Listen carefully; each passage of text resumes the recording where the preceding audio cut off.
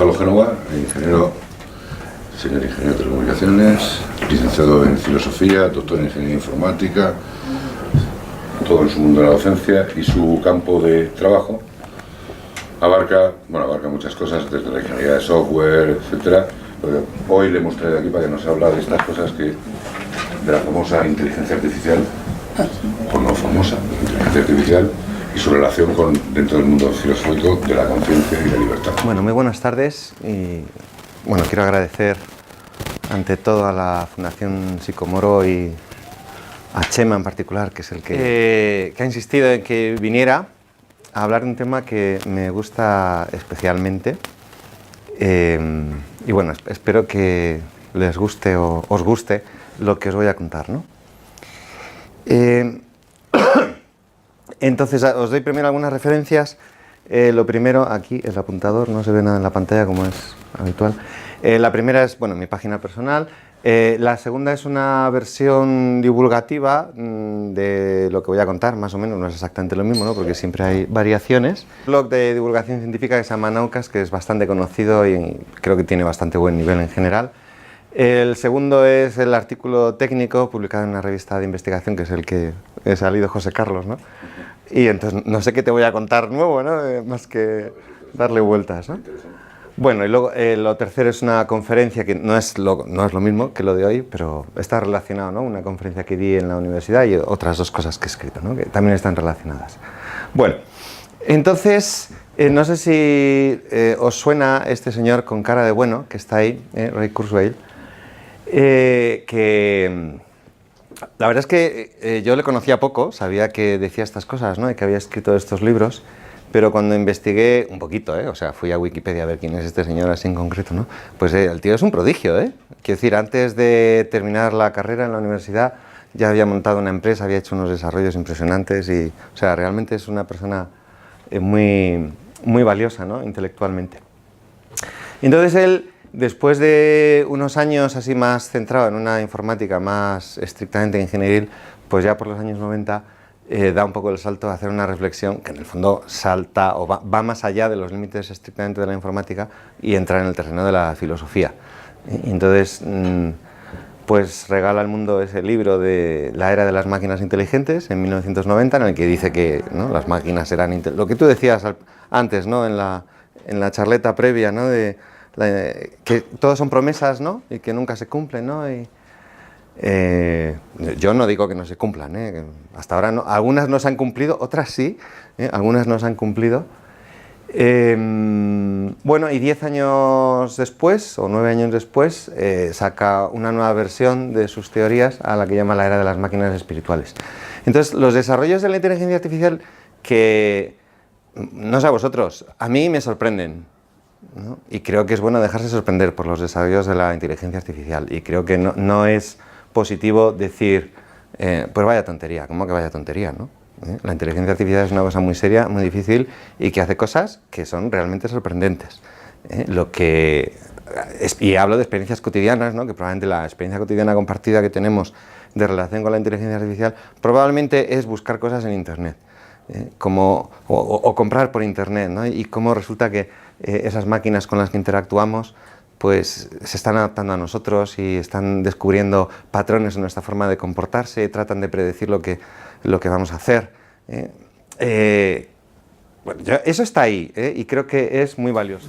Entonces, Alan Turing, que nació en 1912, en 1936, o sea, con 24 añitos, o sea, la edad prácticamente, ¿no?, con la que uno acaba de salir de la universidad, con 24 añitos, escribe un artículo absolutamente revolucionario, que es probablemente uno de los más importantes en la historia de la informática. Lo escribe en 1936.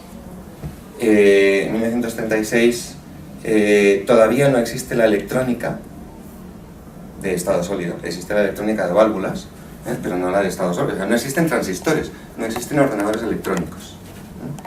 Y él escribe un artículo que el título es On Computable Numbers, sobre los números, el título es más largo, ¿no? Empieza así, On Computable Numbers, sobre los números que son calculables, o sea, ¿qué se puede calcular? ¿Qué se puede calcular? Ese es el artículo que él escribe, dando respuesta a un problema que se había planteado unos años antes, David Hilbert, uno de los problemas del milenio, ¿no? Sobre un poco los límites de las matemáticas o los límites de lo calculable. Y entonces en ese artículo de informática, los profesores de programación tienen que enseñar en los primeros cursos de programación. O sea, un alumno, un estudiante que aprende programación, tiene que aprender eso. Tiene que aprender a programar, o sea, a ponerle letras a un algoritmo que tiene que ser un procedimiento mecánico que tiene un resultado en un número finito de pasos. Son esos tres elementos. Y voy a comentar los tres elementos, ¿no?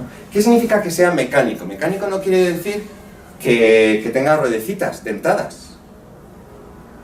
Mecánico es que es un procedimiento que sigue reglas, ¿vale? También usamos la palabra mecánica en ese sentido. Por ejemplo, cuando decimos el procedimiento para resolver un sistema de ecuaciones lineales de dos incógnitas, un sistema de dos ecuaciones con dos incógnitas, es un procedimiento completamente mecánico, ¿no? Si ¿alguien no sabe de qué estoy hablando? ¿O todos tenéis una formación así? Esto es matemáticas de la ESO prácticamente, ¿no? o al menos de bachillerato, o sea, a uno le enseñan a resolver eso, entonces es una serie de reglas. Tienes que hacer esto, primer paso, segundo paso, tercer paso, te aprendes el procedimiento y funciona siempre, es infalible, ¿vale? Si alguien es un poco crítico sabrá, no siempre, no, efectivamente no siempre. Cuando las dos ecuaciones son linealmente dependientes, no. Pero también eso está previsto en el procedimiento. ¿Cuáles son sus condiciones de validez del procedimiento? Y además es que no hay otro, o si hay otro es equivalente, ¿vale? El procedimiento. Entonces, mecánico en ese sentido, en el que es un sistema, es un procedimiento que está basado en reglas, que es obedecer reglas, ¿vale? Que es lo que hace un burócrata, ¿vale? Que cuando lo hace bien, decimos que es un burócrata eficiente. Y cuando es incapaz de ver más allá de las reglas, nos quejamos de ellas. Ya hemos tropezado con los burócratas, ¿vale? Pero en el fondo el burócrata lo que tiene que hacer es aplicar un procedimiento mecánico que obtiene un resultado. También es muy importante esto, el algoritmo tiene que tener un resultado. Cuando tú enseñas a programar, enseñas a que los alumnos tienen que resolver un determinado problema. Les tienes que decir cuál es el problema que tienen que resolver, ¿no? Los ejemplos más elementales así de programación suelen ser, por ejemplo, calcular el factorial de un número entero, ¿no? Tampoco se pueden calcular muchos factoriales, ¿no? Pero el factorial de 12 probablemente ya se sale de la memoria del ordenador, o hay que utilizar sistemas de numeración que no son los habituales. En fin, no me voy por ahí, ¿no? Pero quiero decir que tienes que calcular el factoriado, tienes que calcular los números primos, cuál es el siguiente número primo, entonces aplicas procedimientos clásicos, ¿no? Entonces tienes que saber cuál es el resultado que hay que obtener, o tienes que dibujar una línea en la pantalla, que es bastante más divertido que calcular un factorial, ¿no? Entonces pues, tienes que manejar una tortuguita por la pantalla que va dibujando una línea, ¿no? Entonces, pues, claro, tiene que tener un resultado. Yo no puedo ponerle un problema de programación a un alumno y claro, tienes que resolver este problema. No le puedo decir programa. ¿Y qué programa? Ah, no sé, tú sabrás. Ningún examen de primero de programación es programa lo que tú quieras. Eso a lo mejor el trabajo de fin de grado, y digo a lo mejor, pero no siempre. Pero desde luego, cuando uno enseña a programar, lo que enseña es a obtener resultados, ¿vale? Un algoritmo se define por su resultado, lo que se usa. Y además el algoritmo tiene que terminar en un número finito de pasos, ¿vale? Porque si no termina en un número finito de pasos, hace una cosa que nos molesta mucho a los usuarios, y es que el ordenador se queda colgado. Y además, tampoco es evidente que se haya quedado colgado, ¿no? Está ahí la ruedecita, o el relojito echando arena, y no sabemos si es que se ha quedado colgado o es que tarda mucho, ¿no? Y realmente nos incomoda. Estamos muy acostumbrados a esperar 5 segundos, 10 segundos, pero claro, 5 minutos, pues a lo mejor un proceso que nos imaginamos que puede durar mucho, tenemos esa paciencia. Pero 3 horas esperando, yo a veces he estado 3 horas esperando a que terminara un algoritmo, ¿no? La reinstalación del ordenador, ¿no? Porque es un algoritmo que, como apague el ordenador, algo me cargo, ¿no? Entonces voy a tener paciencia, ¿no? Más paciencia de lo normal, ¿no? Pero es algo que nos molesta mucho. Entonces, si un alumno programa algo de una forma que no termina en un número finito de pasos, la sociedad que me pide que le suspenda. ¿Por qué? Porque ese alumno no puede salir al mercado laboral. No puede hacer programas de ordenador que no terminan, tendrá que asegurarse de que terminen. Con lo cual, un algoritmo tiene que terminar en un número finito de pasos. ¿Vale?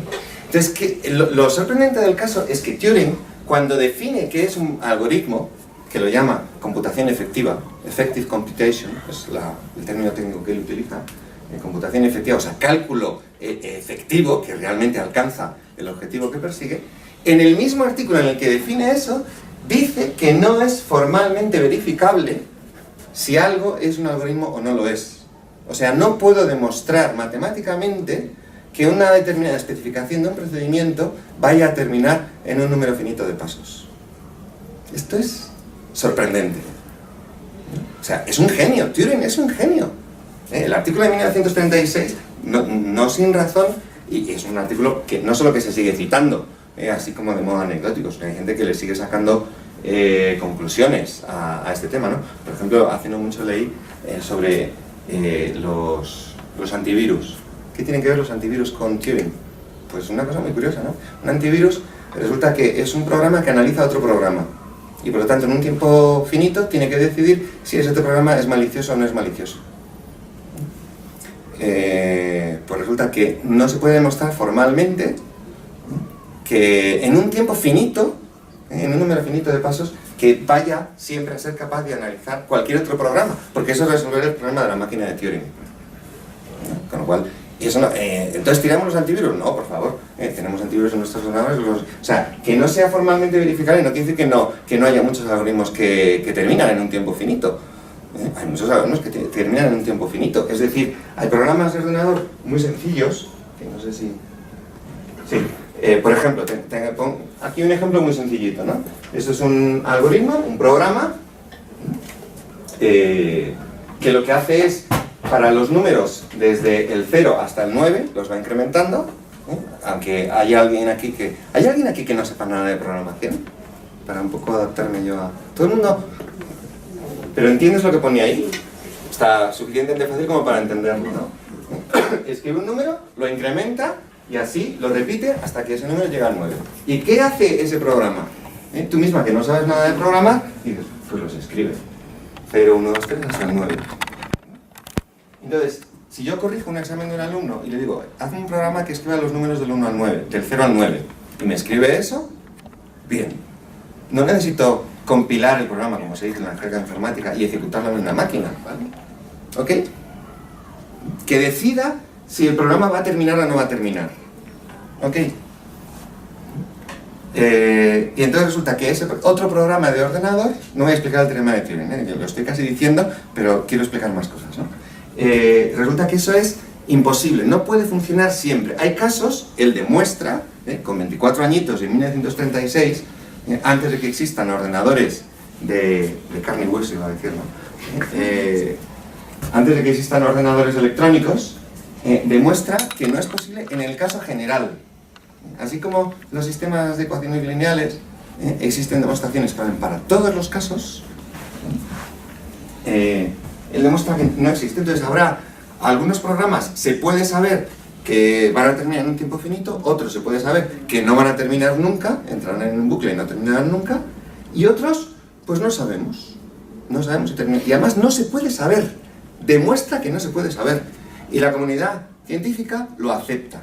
Algo que en la mentalidad de los años 30 no era fácil de aceptar, porque la licenciatura en matemáticas, hoy día ya no, pero hasta hace poco tiempo se llamaba licenciatura en ciencias exactas. Entonces eso de que las matemáticas no fueran exactas, de que algo no se pudiera saber... Elena, ¿es Elena? Hola. Perdida, lo siento. Perdida. Eso de que las matemáticas no fueran exactas, pues era un escándalo. Entonces no era fácil para la mentalidad de la época aceptar el resultado del teorema de Turing. Bueno, vuelvo un poquito para atrás otra vez. Entonces, resulta que un algoritmo en principio es un procedimiento mecánico, sometido a reglas. Y sin embargo, desde hace décadas, en todas, me atrevo a decir que en todas las carreras de informática del mundo, se enseñan cosas, se enseñan asignaturas que se llaman algoritmos y que no obedecen a reglas mecánicas. Estoy pensando, por ejemplo, en una asignatura que se puede llamar algoritmos genéticos, ¿no? O algoritmos en los que se introduce aleatoriedad, como el que he mostrado hace un momento, ¿no? Es decir, son algoritmos en los que tú introduces monedas virtuales o dados virtuales o un cierto grado de aleatoriedad, la que sea, ¿eh? Porque puede tener su beneficio para resolver determinados problemas, ¿no? Entonces resulta que los informáticos no tenemos ningún problema en llamar a eso algoritmo, ¿eh? Y si, podríamos decir, si Turing levantara la cabeza, diría, de ninguna manera eso es un algoritmo, pero qué idea tan buena, ¿eh? Vale, acepto que ampliemos el concepto de algoritmo, nadie se queja, ¿no?, de que llamemos algoritmo, de que ahora, hoy día, los informáticos llamemos algoritmo a una cosa que en realidad ya no es mecánico, ya no es determinista, sino que introduce elementos de aleatoriedad. ¿Vale? Entonces resulta que ya no es tan mecánico y no se puede decidir si termina o no en un número finito de pasos en el caso general. Pero lo que nadie pone en duda es que el algoritmo tiene que definirse por su objetivo, por su resultado. Entonces, ¿qué es un robot? En el fondo, un robot es irrelevante o casi irrelevante el que tenga brazos o cabeza o piernas o una oruga. Eso es irrelevante. O sea, tan robot es C3PO, como R2D2, que es menos humanoide, como tan robot es la aplicación informática con la que yo interactúo para comprar un billete de avión. También es un robot. O la maquinita que yo tengo en el iPad para jugar a la ajedrez. En el fondo, que tenga cuerpo o no tenga cuerpo, que funcione de una manera o de otra, eso no es tan relevante. Lo relevante de un robot, lo que de verdad, la esencia del robot es que está gobernado por un programa de ordenador. Por lo tanto, por un algoritmo o un conjunto de algoritmos. Por lo tanto, caracterizado por tener un objetivo. Un robot es una máquina computacional.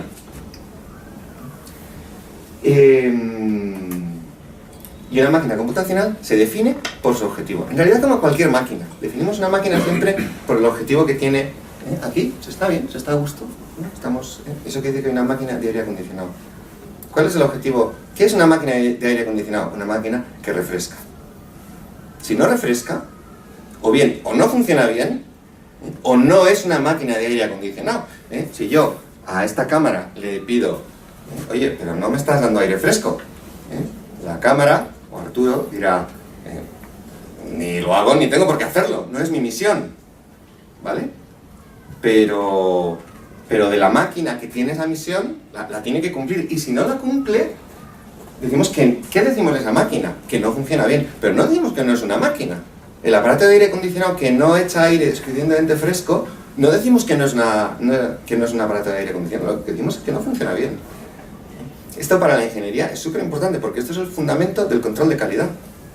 No puedo hacer control de calidad si no sé qué es lo que tiene que hacer la máquina, ¿no? El control de calidad es una comparación entre el objetivo y el resultado obtenido, ¿vale? Con lo cual, en cualquier máquina siempre tengo que tener claro cuál es el objetivo, ¿vale? Y un algoritmo, por lo tanto, que es un tipo de máquina que resuelve un problema de cálculo, tengo que tener claro su objetivo. Eso, si lo miramos desde el otro punto de vista, quiere decir que un ser, como dije ahí, un ser con fines completamente determinados es potencialmente reproducible de modo mecánico. Potencialmente. Por eso se pueden hacer simulaciones por ordenador, simulaciones de alas de avión, o simulaciones de flujos de agua en un río, o simulaciones de lo que queramos, ¿no?, del tiempo atmosférico. ¿Por qué? Porque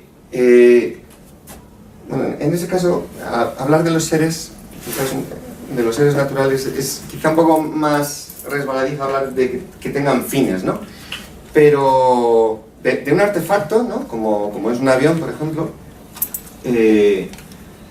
lo puedo reproducir, lo puedo imitar, porque sé qué es lo que tengo que imitar. ¿Me explico? ¿No? Lo que quiero decir.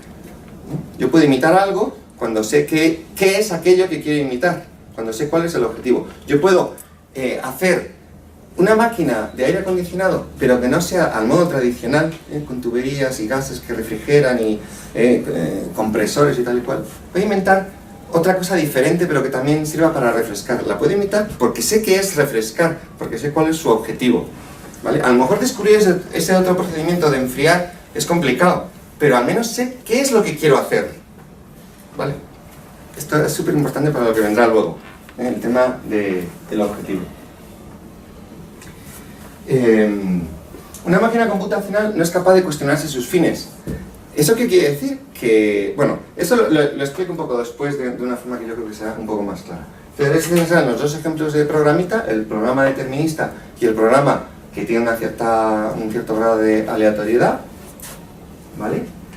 Entonces, sí, evidentemente esto es una viñeta, la pongo porque es graciosa, no porque sea realista, porque para jugar al ajedrez no hace falta tener brazos ni tenerla tan, lo que pasa que así, este es mucho más simpático, ¿no?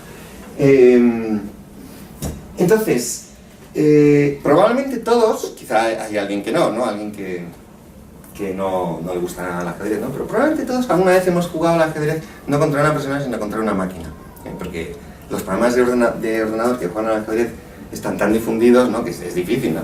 ¿Alguien no ha jugado nunca contra una máquina al ajedrez? ¿No? ¿Tres? Tampoco. Bueno, hay algunos, ¿no? Pero bueno, igual tenéis a alguien que sí que lo habéis visto jugar, etcétera, ¿no? Entonces,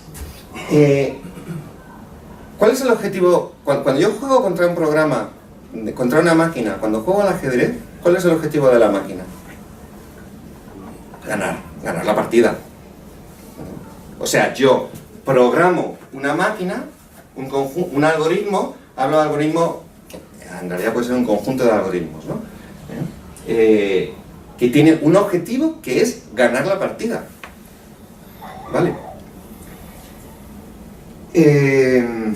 Entonces la máquina que juega al ajedrez, si el objetivo es ganar, no puede decidir no ganar, ¿no? O sea, si yo compro una máquina para jugar al ajedrez, para regalársela a mi hijo, a mi hermano, a mi padre, ¿no? A quien sea, ¿no? Y, oye, que esta máquina es tonta. Todas las máquinas son tontas, ¿no? Pero bueno, esta especialmente, porque yo no soy buen jugador de ajedrez y le gano siempre. Esta máquina no sirve para jugar al ajedrez. ¿Yo qué hago? Yo vuelvo a la tienda y digo, oiga, usted, yo me he gastado 20 euros, una cifra modesta, pero me he gastado 20 euros, ¿no? En un programa de ordenador que juega al ajedrez y resulta que no gana. Y esto, hombre, hace 40 años a lo mejor no era tan fácil, pero a día de hoy, por favor, ¿no? Cualquiera, no digo cualquiera, ¿no? Pero en cualquier tienda uno encuentra un programa para jugar al ajedrez y que te gana, ¿no? Control de calidad otra vez, ¿no? O sea, si no gana, no funciona bien, está mal. ¿Vale? Pero claro, ¿qué es lo que ocurre con una máquina? O sea, la tecnología de jugar al ajedrez está tan desarrollada hoy día que hay que ser muy bueno, extraordinariamente bueno, para ganar a una máquina, de las normalitas, no digo de las Deep Blue o las que sean, ¿no? O sea, de la que tienes en tu iPad y que viene de base, o sea, que no te ha costado nada. O sea, el programa de ajedrez que yo tengo en mi iPad, que es, lo tengo todavía porque a mí me gustan las reliquias informáticas, ¿no? Entonces tengo el primer modelo de iPad, tiene un programa de ajedrez que venía de base, y me gana siempre. No soy capaz de ganar, yo tampoco soy un buen jugador de ajedrez, pero no tengo nada que hacer contra esa máquina. Entonces, desde el punto de vista comercial, ya que sé que hay por lo menos una persona en esta sala, ¿verdad?, que tiene una mentalidad muy comercial, ¿cuál es el problema de una máquina que siempre gana? A ver, Javi. Nadie quiere jugar, ¿no? Nadie quiere jugar contra ella, nadie la compraría, ¿no? Porque vaya rollo, ¿no? Si me va a ganar siempre, ¿no? Con lo cual, si yo quiero éxito comercial, tengo que hacer una máquina que no gane siempre. Porque la máquina que gana siempre me servirá para demostrar que soy capaz de fabricar unos ordenadores alucinantes y que son capaces de ganar al campeón del mundo. Pero no las voy a vender en el centro comercial más próximo, pues no la va a querer comprar nadie. Entonces tendré que tener una máquina que en realidad su misión ya no es ganar. Entonces esto lo puedo hacer, al menos se me ocurren a mí, de dos formas distintas. Una que es muy fácil, que es graduar el nivel de dificultad. ¿Vale? Entonces la mía tiene un nivel, puedo graduar el nivel de dificultad de 0 a 10. Entonces yo ya lo sé, que si la pongo en el 2, la gano siempre. O sea, mi nivel de jugador es como para ganar siempre, además. Es decir, te sorprende, ¿no? Pero ¿cómo? O sea, si le he ganado en 3 jugadas, ¿no? O sea, se puede ganar al ajedrez en 3 jugadas, el famoso mate del pastor. Yo he ganado al ordenador haciendo el mate del pastor. Para el que sepa ajedrez y me entienda. Le subo el grado al 3, del 2 al 3, y me cuesta ganarle. Ya no he intentado con el 7 porque para mí sería aburrido, ¿no? Porque estaría perdiendo una y otra vez, ¿vale? Y no solo eso, sino que... ¿qué iba a decir? Me he perdido el hilo. Que tenía dos formas. Sí, dos formas. Entonces, la primera sería esa, simplemente graduar el nivel de dificultad. Ah, sí, porque, claro, lo interesante no es solamente que sea para que sea entretenido, la experiencia que yo busco como jugador, una cosa que es para entretenerme, es que a veces gano, no siempre, porque si yo siempre gano también me aburre y paso a otro juego, ¿no? Que suponga un cierto desafío, ¿eh? Entiendo que puede haber gente que no le gusten los juegos que supongan retos y desafíos, pero estoy convencido de que todos los que están en esta sala, de una forma o de otra, les gustan los retos, ¿no? Que sea el reto del ajedrez, o será el reto del tenis, o será el reto de ganar dinero en bolsa, o el que sea, ¿no? Pero... entonces, si la gano siempre, tampoco tiene gracia, ¿no? Entonces, por eso soy capaz de graduar el nivel de dificultad, ¿vale? Pero claro, de alguna manera soy yo el que la gradúa, ¿no? Entonces, creo que sería muy interesante, o sea, creo que sería un éxito comercial, vamos, estoy convencido de que eso ya existe, no lo conozco, pero estoy convencido de que existe como producto comercial, una máquina que se adapta a mi forma de jugar, que aprende de mi forma de jugar. Entonces, en lugar de ponerle yo el nivel de dificultad, ella va incrementando el nivel de dificultad a la vez que yo aprendo. Con lo cual yo no solamente estoy jugando, sino que estoy aprendiendo. Cosa que también busco jugando al ajedrez, que es desarrollar mi capacidad intelectual, mi capacidad de planificación, de estrategia, etc. ¿no? Entonces, joder, es que estoy aprendiendo con esta máquina. Porque, claro, hace 4 días, cuando empecé a jugar, supongamos que soy un vicioso, ¿no? Que me he enganchado tanto a la máquina y en 4 días he subido un montón de puestos. Hace 4 días le ganaba partidas muy fáciles, cada vez pero me estoy dando cuenta, estoy inventando jugadas que hace 4 días ni se me hubieran ocurrido. ¿Por qué? Porque la máquina me va llevando poco a poco, ¿vale? Y eso la máquina es relativamente fácil, o sea, si combinamos que sea graduable con que la máquina vaya subiendo el nivel de dificultad, eso es súper fácil, ¿no? Es simplemente contar el número de veces que has perdido y has ganado. Empiezo a perder mucho, subo el nivel de dificultad. Es tan fácil como eso, ¿eh? No tiene ningún misterio como programa de ordenador, ¿eh? El misterio lo tendrá el planificar las jugadas de ajedrez, pero el nivel adaptable no tiene ningún misterio. Pensemos que aquí, por las edades que veo, no todo el mundo tiene hijos, pero hay muchos otros que sí. Entonces, ¿qué hace un padre que juega con sus hijos? Un padre que juega con sus hijos, eso lo sabe todo padre o toda madre, se deja ganar. Te tienes que dejar ganar. No solo si aprecias a tu hijo para que no se derrumbe, no, sino para que aprenda a jugar, te tienes que dejar ganar. Y a ti te parece evidente, ¿no?, que está cometiendo una torpeza, pero es que si no te dejas ganar, tampoco va a aprender el otro. Y cuando va aprendiendo, tú lo vas poniendo cada vez más difícil. Y lo vas poniendo cada vez más difícil, más difícil, más difícil, hasta que juegas lo mejor que puedes y te gana tu hijo, ¿no? Entonces, si eres un buen padre o una buena madre, no echas peste, sino que te sientes orgulloso de tu hijo que te ha superado. Bueno, entonces esto en el fondo es implementar en una máquina un comportamiento que es bastante razonable que tenemos nosotros. Para aprender a jugar al ajedrez, la máquina, o sea, esta máquina que es adaptable a mi nivel, el adaptarse a mi nivel es muy fácil, pero aprender de mi forma de jugar o aprender del resultado de las partidas es algo que también se podría hacer y es mucho más difícil. Es de alguna manera, o sea, hasta donde a mí se me alcanza, los programas de ajedrez no funcionan así, porque es demasiado complicado el problema, pero es para dar una idea. Es como imaginar que estáis en un laberinto, ¿no? Estoy en un laberinto y ¿cómo sale uno de un laberinto? Pues, ¿qué hace falta para salir de un laberinto? Tiza, ¿no? Para marcar los sitios por los que ya he estado, ¿no? Entonces ya sé, por aquí ya he estado y no he salido, luego por aquí no tengo que volver a ir, ¿vale? Básicamente. Entonces, para jugar partidas de ajedrez, yo podría decir, uy, en esta situación ya estuvimos, hace 326 días, 4 horas, 17 minutos y 4 segundos. Yo soy incapaz de... Pero una máquina eso no tiene ningún problema. En esta situación ya estuvimos. Moví la reina y perdí la partida. Con lo cual, no voy a mover la reina, voy a hacer otra cosa. Es una forma de aprender, ¿no? Que es relativamente fácil de programar en un ordenador. Lo que pasa es que ya digo, esto no es como de verdad está resuelto el problema del ajedrez, porque la cantidad de memoria y la cantidad de posibilidades de partidas y tal es demasiado grande, ¿no? Pero es para dar una idea. Entonces podríamos pensar, claro, la máquina podría aprender de mí, pero si quiero que aprenda rápido, claro, hace 20 años no, pero a día de hoy, lo raro será que yo juegue en una máquina que no esté conectada a internet, ¿no? Entonces, mientras yo pierdo el tiempo pensando en cuál va a ser mi próxima jugada, la máquina podría estar jugando al ajedrez con otras máquinas, con otras personas o con otras máquinas en internet, y aprendiendo de todas esas partidas, ¿vale? Y aprendiendo a una velocidad prodigiosa, ¿vale? Y entonces la máquina aprende y sabe jugar muy bien y a pesar de todo es adaptable. Bueno, entonces, ¿qué es lo que ocurre? Con eso, la máquina lo que está encontrando son estrategias para resolver un determinado problema. Pero el objetivo sigue estando dado. En la máquina básica de ajedrez el objetivo es ganar. En la máquina que es adaptable, el objetivo no es ganar. El objetivo es... ¿Cuál es el objetivo?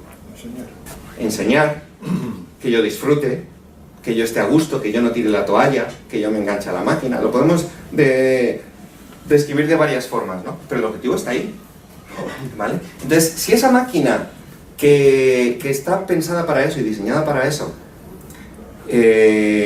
como está conectada a internet, si la máquina decidiera, y entramos aquí, empezamos a hablar del tema de la libertad, ¿no? Si la máquina decidiera, estoy harta de jugar al ajedrez, o no estoy harta, no, me sobra tiempo, ¿no? Con este lento, ¿no? Que tarda 3 minutos en pensar cada jugada, ya he navegado por internet todo lo que se puede navegar, ya sé todo lo que se puede saber de ajedrez y me sigue sobrando el 99% del tiempo. Me voy a dedicar a invertir en bolsa. Y como tengo acceso a las cuentas de mi dueño y tal, voy a hacerle ganar dinero a mi dueño, ¿no? De repente yo descubro que la máquina está empezando a jugar con mi cuenta bancaria y aunque me haya hecho ganar dinero, yo me aterro, ¿no? Porque hoy he ganado dinero, pero mañana quién sabe, ¿no? Yo voy a la tienda y que digo, oiga, usted me ha vendido una máquina para jugar al ajedrez y está invirtiendo en bolsa con mi dinero. No, yo no quiero eso. La máquina, si es una máquina, no puede cuestionar su objetivo. Si no cumple su objetivo, yo no la quiero como máquina. No la quiero como máquina. Si quiero la máquina es para que cumpla su objetivo, no lo que ella quiera. Para conseguir lo que quiera, por supuesto que estoy dispuesto a darle campo para que descubra estrategias.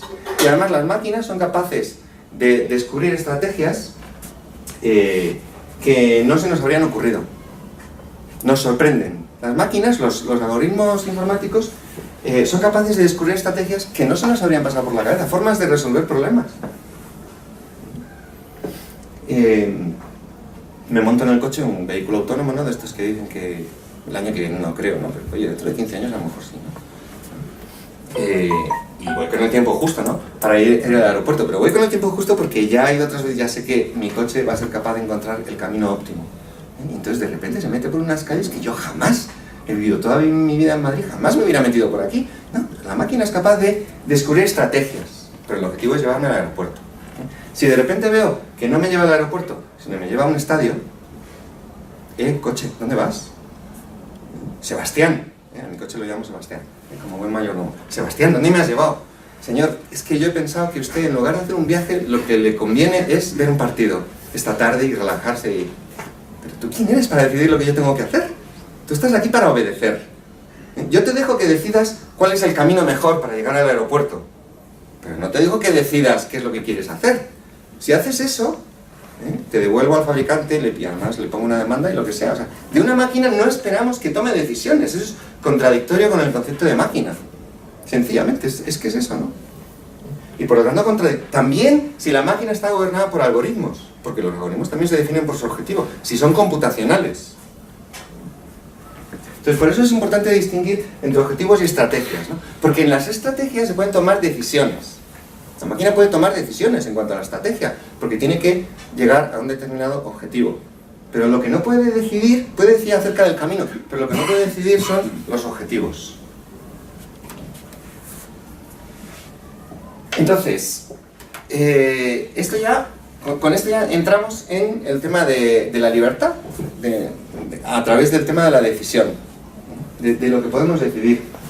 Entonces, normalmente, bueno, eso de si a alguien le preguntamos por la calle, ¿no?, con el micrófono, ¿qué es ser libre, no? Hacer lo que te da la gana, estar libre de ataduras, tener todo el dinero que quieras, no tener que dar cuentas a tu jefe, ni Hacienda tampoco, ¿no?, en estos días que estamos dando cuenta a Hacienda. Todo eso es ser libre, ¿no? Pero si profundizamos un poco más, ¿qué es ser libre? Ser libre está íntimamente unido a ser responsable. O sea, a los seres que presumimos que son libres, les pedimos responsabilidad de sus actos. Y a los seres que presumimos que no son libres, no les pedimos responsabilidad por sus actos. No les castigamos, ni les premiamos, ni les intentamos convencer de que actúen de otra manera, porque presumimos que no son libres. Entonces, a la bola de acero que cae desde 10 metros de altura al suelo y hace un ruido tremendo y rompe algo si está en el suelo, etc., no le pedimos responsabilidad. Oye, tú, bola, ¿por qué has caído? ¿Yo? Yo soy una bola de acero, yo obedezco a Newton, obedezco a la ley de la gravedad. ¿No? A mí no me... ¿no? Ni le intento... Oye, pero bola, ¿no podías haber caído un poco más allá? ¿Que me has estropeado el coche? Pues lo siento, pero no. Al oso polar tampoco le podemos pedir que no se coma a la última foca que queda de una especie. Pero, osito polar mío, ¿no te das cuenta de que esta es una especie en peligro de extinción? A nadie se le ocurre. A las conferencias de ecología no invitamos a los osos polares para pedir su colaboración, porque presumimos, a lo mejor nos equivocamos, pero presumimos que no son libres, por lo tanto no son responsables, y no les podemos convencer racionalmente de que cambien su comportamiento. En cambio, a aquellos seres que presumimos que son racionales y libres, es a los que intentamos convencerles. Algunos igual pensamos, la única forma de convencerte es que si no haces lo que yo quiero, te casco, ¿no? Te meto en la cárcel, o cualquier otro tipo de penalización, que no es, en el fondo, es otro tipo de argumentación racional, ¿no? Porque lo que estoy es llegando a decir, bueno, tío, las consecuencias son peores, ¿no? O sea, no vas a salir beneficiado en lo que tú quieres, ¿no?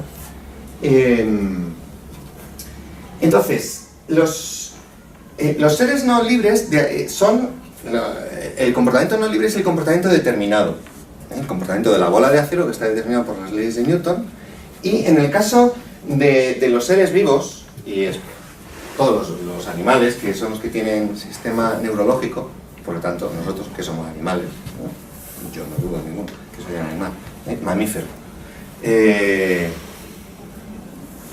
tenemos muchos comportamientos que no son libres. ¿Y cómo funcionan los comportamientos no libres? Pues en un ser vivo, en la bola de acero no, pero en un ser vivo con sistema neurológico, los comportamientos parten de un estímulo que es procesado en el cerebro, en el sistema neurológico, y que produce una respuesta. ¿Vale? Imaginaros que hubiera aquí un defecto de diseño en el edificio, y este perfil aquí, supongo que es de aluminio, que estuviera muy caliente, como es de color negro además no se nota, estuviera muy caliente. Entonces yo ya lo he hecho varias veces, ¿no? Me apoyo, como está tan caliente, retiro la mano inmediatamente. Esa respuesta al estímulo de que está caliente no es una respuesta de la piel, ni es una respuesta del músculo. O sea, es una respuesta que está procesada en el cerebro. La sensación de calor llega por los nervios al cerebro, ahí se procesa y produce una respuesta muscular que es retirar la mano. ¿Vale? Y así, tantísimas otras cosas. O sea, yo, como ser corporal que soy, tengo muchísimos comportamientos que están determinados. Algunos simplemente por leyes físicas. La bola de acero cae y yo también caigo. Yo no puedo sostenerme en el aire a voluntad. No puedo, no sé si alguien puede, ¿no? Superman dicen que puede, ¿no? Bueno, no sé, no lo conozco, ¿no? Yo estoy convencido de que no puedo, tampoco lo he intentado y no sé, nunca he hecho el esfuerzo, no creo que lo haga nunca, ¿no? De concentrarme mucho a ver si floto, ¿no? O sea, no puedo. Estoy sometido a las leyes de la física, a las leyes de la química y también a muchas leyes biológicas. O sea, yo, si me como una hamburguesa, no puedo decidir no digerirla. Puedo decidir no comerla, pero no puedo decidir no digerirla. Puedo decidir tomarme algo que impida la digestión, eso a lo mejor sí, pero una vez que está dentro de mí. Entonces, hay muchas cosas que ocurren en mi cuerpo que no son puramente físicas, que son químicas, biológicas, metabólicas y también neurológicas. Esos son comportamientos no libres que yo tengo, comportamientos instintivos. Y esas respuestas que se producen conforme a programas y sistemas de valoración que pueden ser genéticos o pueden ser adquiridos. Probablemente esto de retirar la mano porque está muy caliente, eso tiene toda la pinta de ser genético, ¿no? Porque yo creo que los niños pequeños, cuando se queman, retiran la mano antes de haber aprendido. O sea, esa es la lección, no les tienes que explicar nada. En cambio, hay determinadas personas, no sé si... yo creo que todavía son muchas, ¿no? Hay personas que cuando entra alguien en el metro, entra una señora embarazada, entra un anciano o entra un tipo como yo, que va con bastón, porque a veces he ido con bastón, ¿no? Se levantan del asiento como un resorte, ¿no? Y parece que sea eso, ¿no? Bueno, puede estar como hasta programado, ¿no? O sea, y en cierto modo es una programación educativa o una incluso autoprogramación, incluso asumida, ¿no? Es que yo no me puedo quedar sentado. Bueno, entonces, cuando hay determinación no hablamos de libertad, o yo no pretendo que eso sea un comportamiento libre. Entonces la indeterminación, claro, llevo tanto rato hablando que ya lo habéis leído todo lo que pone en la transparencia, ¿no? Algunas personas que les da mucha pena renunciar a la libertad, la idea de la libertad, en esta mentalidad científica que surge con la modernidad, en la que parece que todo está sometido a las leyes de la física, de la química, de la biología, todo leyes deterministas, entonces ahí no hay sitio para la libertad, ¿no? Porque ¿cómo va a haber sitio para la libertad si el mundo está determinado físicamente, ¿no? Entonces buscan refugio en la indeterminación. Entonces, hay gente que no sabe nada de mecánica cuántica, más que 3 o 4 cositas, que dicen, uy, ahí está, ¿no? El principio de incertidumbre, la indeterminación, ahí está el núcleo donde está el comportamiento libre. He dicho personas que no saben nada de mecánica cuántica. Hay gente que sabe mucho de mecánica cuántica que también piensa en esto. O sea, que no tiene que ver con saber mucho o poco de mecánica cuántica. Creo que tiene que ver con saber poco de qué es la libertad, más bien. O sea, la indeterminación no es la respuesta a la libertad. Ser libre no es ser indeterminado. Os pongo la siguiente situación. Vamos en coche 2 personas y hacemos una parada. Mira, ahí hay una heladería, ¿vale? Te bajas del coche, coges esta moneda, te bajas del coche, lanzas una moneda al aire. Si sale cara, coges helado de chocolate. Y si sale cruz, helado de vainilla. Vale, acepto el experimento, ¿no? Salgo, tiro la moneda, cruz, vainilla. ¡Ay, vainilla! Si yo lo que quiero es chocolate, no, pero voy a seguir el procedimiento, ¿no? Entonces pido helado de vainilla. Creo que nadie pensaría que mi comportamiento es libre. Podríamos decir, bueno, es libre porque he aceptado el experimento, ¿no? Pero en la realización del experimento no estoy siendo libre, me estoy sometiendo a un fenómeno de raíz aleatoria que es lanzar la moneda, ¿vale? ¿Qué diferencia hay si es aleatoriedad? En lugar de estar en una moneda que yo lanzo al aire, está en una neurona en mi cerebro que se dispara también aleatoriamente. Ninguna. O sea, que echarle la culpa, o sea, la aleatoriedad produce indeterminismo. El tiempo que se ha quedado en el coche no sabe si yo voy a venir con helado de chocolate o de vainilla. No lo sabe. Y mi comportamiento es indeterminado. Desde su punto de vista es indeterminado, es impredecible. Pero eso no quiere decir que sea libre. Entonces, yo que me he sometido a lanzar la moneda, yo sé que bueno, sí, también soy impredecible porque yo mismo no sabía qué helado iba a coger. He cogido helado de vainilla y yo no pretendo que eso sea un comportamiento libre, ¿vale? Entonces, hay determinados neurocientíficos que lo que pretenden es que todo el comportamiento humano es esto, todo. O sea, no solo elegir el helado de chocolate de vainilla. O sea, yo puedo elegir helado de chocolate de vainilla porque lanzo una moneda o porque me creo que lo voy a elegir, pero en el fondo me digo, no, el neurocientífico este dice, en el fondo lo que ocurre es que sin tú saberlo, sin ser consciente de ello, están operando en tu cerebro, en tu sistema neurológico, toda tu experiencia vital, lo que te gusta el chocolate, lo que te gusta la vainilla, incluso, ¿no? La función podría ser tan complicada como decir, no, o sea, a mí me gusta más el chocolate, pero es que hace 3 meses que no pruebo la vainilla, entonces por variar voy a probar vainilla, ¿no? Entonces todo eso podría ser computacional, calculado. ¿vale? Entonces, yo digo, si es computación y es calculado, es verdad que la libertad es una ilusión. No somos libres. Si de verdad eso es el fundamento del comportamiento humano, eso no es ser libre. Por lo tanto, ser libre no es ser indeterminado, aunque se parezca, ¿vale? Porque si yo salgo del coche, hago que tiro la moneda, pero el que está en el coche no sabe lo que ha salido. Cruz, se va a enterar, ¿eh? Y cojo chocolate. Él no lo sabe. Sigo siendo tan impredecible, ¿vale? Entonces, ¿qué es ser verdaderamente libre? ¿Qué es ser verdaderamente libre? No es ni estar determinado ni estar indeterminado, sino estar autodeterminado. Estar determinado es estar determinado por otra cosa que es exterior a mí. Entonces, ¿qué es ser libre? Ser libre es estar autodeterminado. O sea, yo elijo cuáles son mis fines. Bueno, esto en realidad tiene dos variantes, esto de la autodeterminación. Hay una primera que distingo que es autodeterminación hacia los fines. Autodeterminación hacia los fines quiere decir que mis fines están muy claros. Hay gente que piensa así, gente que defiende la libertad, que defiende un determinado tipo de sociedad y que lo tienen muy claro, ¿eh? Ser bueno es esto. Tus fines son estos. Ahora, tú verás, eres libre de no seguir tus fines. Pero toda tu libertad es seguir unos fines que tienes marcados o no seguirlos. La rebeldía, si quieres, ¿no? Pero está muy claro qué es ser bueno o hacia dónde tienes que ir. Está perfectamente claro. Y si no lo aceptas, allá tú. Lo único que puedo hacer es, no sé, enseñarte mejor o lo que sea, ¿no? Eso sería autodeterminación hacia los fines, donde el destino está dado, pero... Y lo único que puedo hacer en el fondo es, ¿lo sigo o no lo sigo? Hay una versión de la autodeterminación que es más fuerte todavía y es que el destino o los fines no están dados, sino que yo los tengo que inventar. Y esto es una experiencia, o una ilusión, o lo hemos experimentado, o al menos creemos que lo hemos experimentado, que todos hemos pasado por ella. Y seguimos pasando por ella. De modo muy radical en la adolescencia. Que es cuando uno se plantea, ¿qué quiere ser? Uno se pregunta, ¿quién soy?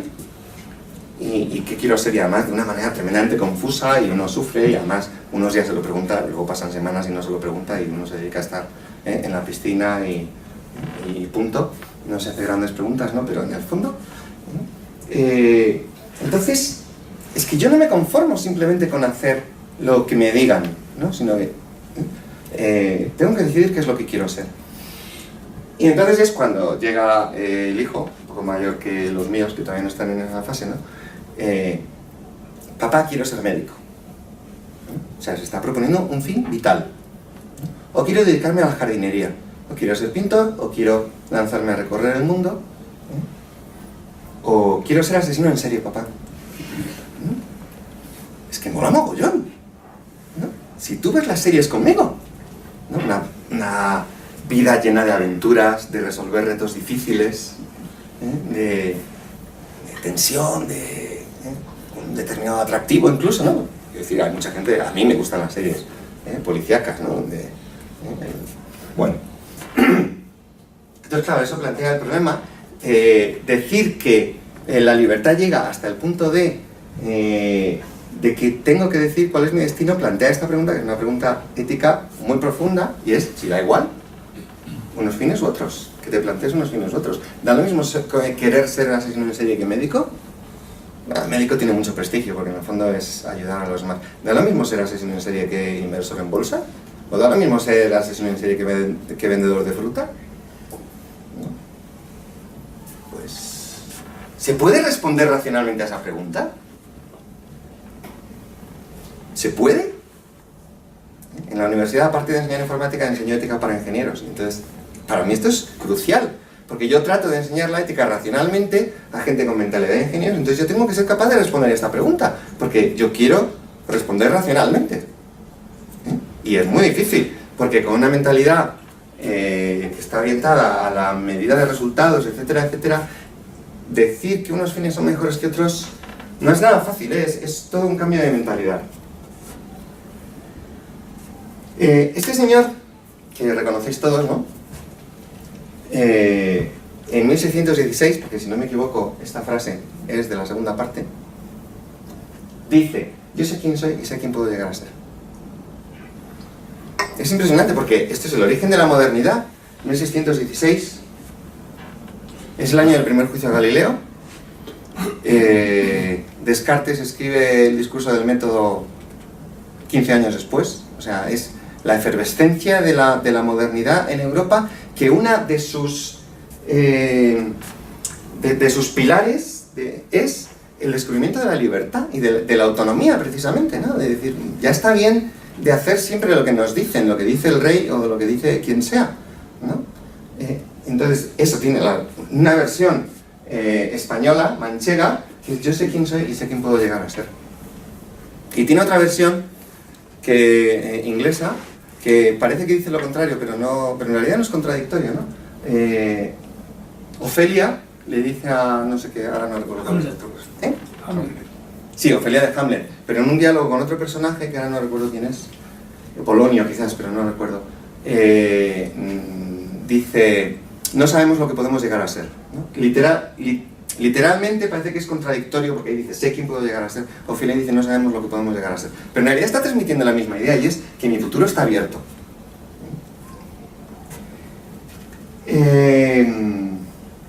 Es decir, autodeterminación es más que autonomía. No solamente autonomía, ser capaz de tomar decisiones para lograr un objetivo, sino decidir qué objetivo quiero.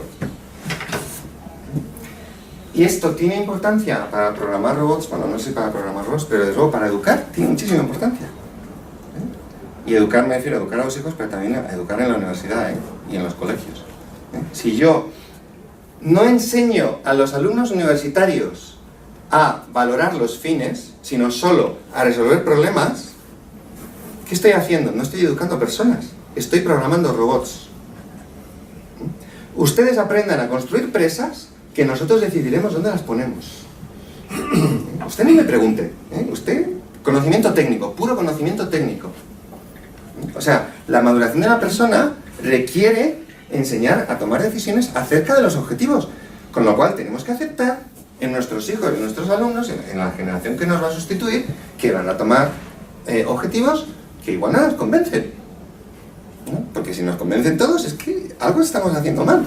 O sea, eso, la rebeldía adolescente o la rebeldía de la juventud es una bendición de la humanidad.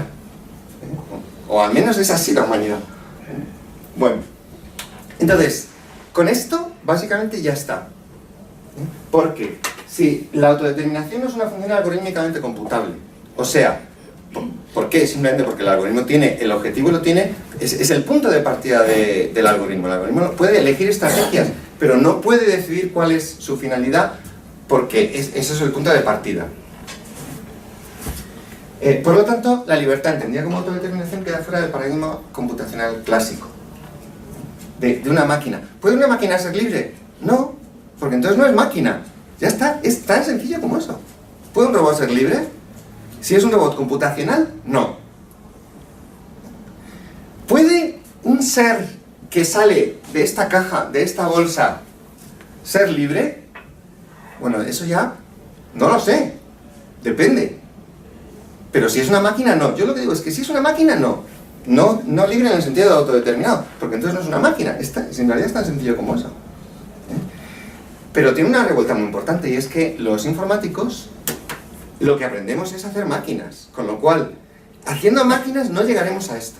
Por otro camino a lo mejor sí, pero haciendo máquinas no vamos a llegar a esto, no vamos a construir cosas que no sean máquinas. Será de otra manera. Y eso no es una dificultad de hoy día, es que no tenemos suficiente potencia de computación. Esto se resolverá con computación paralela, con computación cuántica, con la computación que queramos. No, es un problema básico, conceptual. Es que si hago una máquina, la hago para que haga lo que yo quiero. Es que si no, no es una máquina.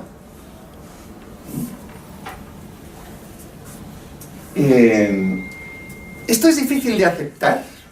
Yo pienso que para muchas personas es muy difícil de aceptar esto que estoy diciendo. ¿Y por qué pienso que es difícil de aceptar? En buena medida, el responsable es este señor, David Hume, filósofo del siglo XVIII, escocés, porque él dice que la razón es la esclava de las pasiones. ¿Qué significa que la razón es la esclava de las pasiones? Pasiones entendidas no en el sentido de bajas pasiones. No, porque puede ser la pasión por la justicia, o la pasión por la consistencia lógica. La pasión por la consistencia lógica es una cosa de frikis que no, que a lo mejor que de los Turing, ¿no? Pero la mayoría de la gente de eso no se sentiría. Pero oye, la pasión por la justicia es algo que resulta atractivo, ¿no? Hay muchos héroes, ¿no? Entonces, la pasión por la justicia me lleva a buscar la mejor estrategia para implantar la justicia en el mundo, que puede ser estudiar derecho, fundar un partido político, ganar elecciones, montar una revolución, matar al tirano, la que sea, ¿no? La estrategia, ¿no? Pero es que no puedo con ello. O sea, implantar la justicia es mi pasión. Esa pasión yo no la puedo elegir racionalmente. Esto es lo que dice Hume. La razón es una razón solo estratégica. Lo racional es escoger estrategias, pero no elegir fines. Esto es lo que dice Hume. Y aunque no hay mucha gente que haya leído a Hume, no sé, uno entre cada 100.000 personas de hoy día. Yo no lo he leído directamente. Tiene una influencia brutal. Porque pensamos que hay una serie de fines que gobiernan nuestra vida y que nosotros no elegimos. Por ejemplo, la supervivencia. Y no miro a nadie.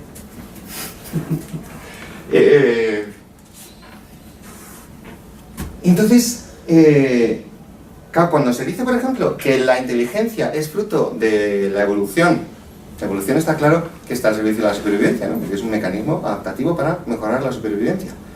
Si yo digo que la inteligencia es para la supervivencia, lo que estoy diciendo es que elegir la supervivencia no es racional, sino que se impone. Yo soy una especie de... soy un ser que soy capaz de encontrar estrategias para la supervivencia, pero yo no puedo elegir algo que esté más allá de la supervivencia, porque la supervivencia es algo que me viene dado en mi ADN, en concreto en mi ADN, y nunca mejor dicho, ¿no? La lucha por la supervivencia. Yo no puedo dejar de luchar por la supervivencia. Entonces, no me cabe duda de que la supervivencia es una fuerza vital muy importante en todos nosotros, en mí. O sea, vencer el impulso de supervivencia es muy difícil, muy difícil. No se suicida tanta gente. Ni tampoco tanta gente se sacrifica por el prójimo, tampoco. Pero hay algunos, ¿eh? O hay algunos que a lo mejor en un cierto grado de supervivencia son capaces de hago algo y lo hago sin beneficio. Bueno, imposible. Parece que no es imposible, ¿no? Allí al menos hay una pista de que podría ser que la supervivencia no fuera... Tú sacrificarías tu supervivencia por la de tu hijo. Pero eso un biólogo evolucionista lo explicaría sin demasiada dificultad y con buena dosis de razón, además, diciendo que mi hijo es portador de mi... O sea, trasladando el impulso de supervivencia del individuo a la especie. Incluso más que a la especie, a la estirpe, a mi descendencia, o a mi parentesco cercano.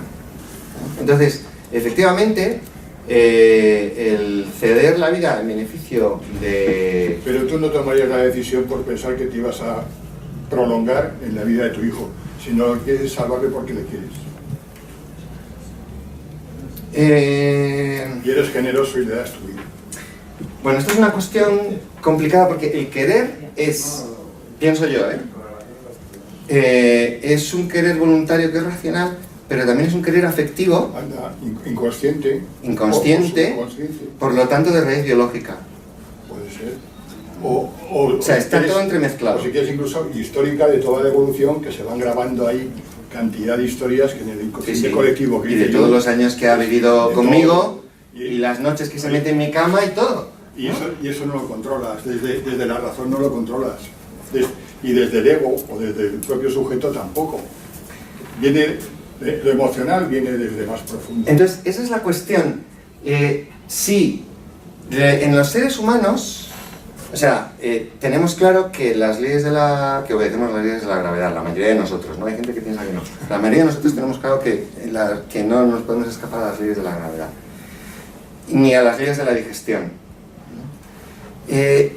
Entonces, si yo no pretendo que somos espíritus libres, no lo pretendo. Porque eso es lo que pensaba ese otro gran filósofo, que es René Descartes, ¿no? Que separa por completo lo que es la materialidad y la espiritualidad del ser humano, ¿no? Y entonces lo que es imposible es cómo puede, una vez que los ha separado, cómo puede volver a juntarlo. Es que es imposible. Y es lo que dicen tantos materialistas con toda la razón del mundo, ¿no? O sea, el alma no puede mover el cuerpo porque violaría las leyes de la termodinámica. Chapó, tienes toda la razón. Ya, pero eso es una opinión. Hay otras. Vale, Sí. si quieres. No, no es que quiera. Whitehead, por ejemplo, te dice que no hay separación entre espíritu y materia. En la metafísica... Es una opinión lo de Descartes. Refiriéndose, por ejemplo, a Descartes. Descartes hace una dualidad, divide la realidad entre una realidad y otra que son incompatibles, o por lo menos que no se pueden mezclar o juntar. Lo material es una cosa, la res Extensa. es una cosa, y la res cogitans es otra. Sí. Fíjate que res extensa es la res extendida, Sí. la que ocupa lo que es espacio mensurable. Ahí fíjate, me alegro porque llegamos a la misma conclusión, ¿no?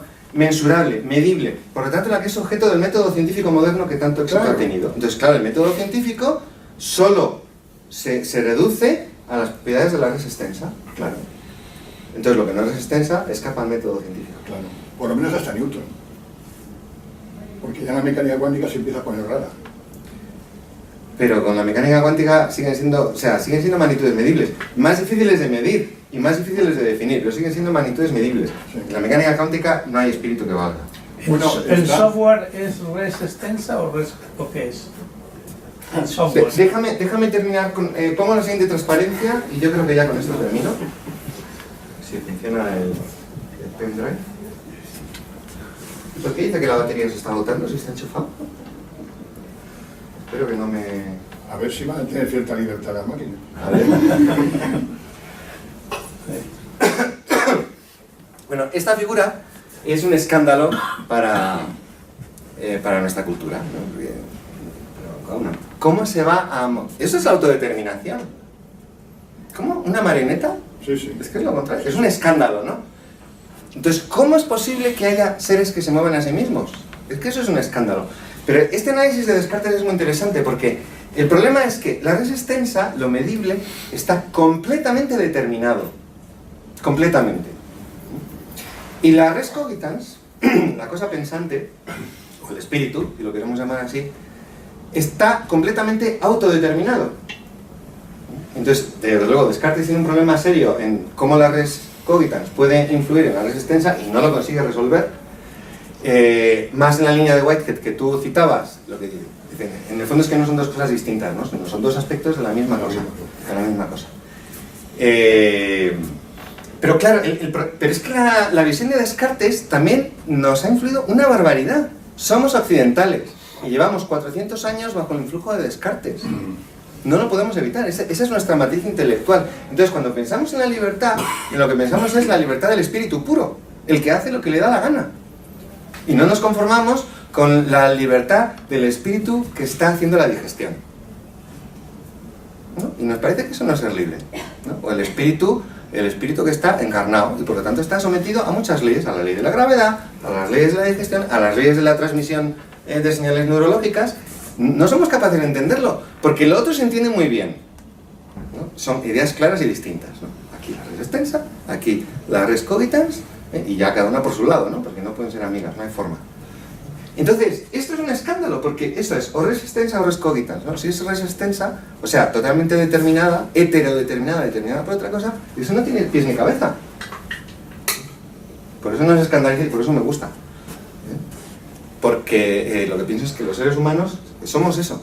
Entonces, ¿puede un robot ser libre? Si es computacional, no.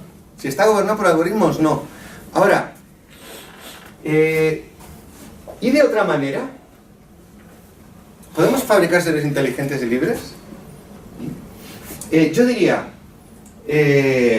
primero para mí, por supuesto, no lo digo sin ninguna duda, la obra maestra en este sentido es Blade Runner, y la original además. Porque además pone esto precisamente de manifiesto, pero lo que pasa es que no es el único, ni el primero, ¿no? Que es la rebeldía contra su creador, que es un mito súper antiguo, es Frankenstein, y también es el Fausto, y es una historia antiquísima, ¿no? La rebelión de la criatura contra el creador.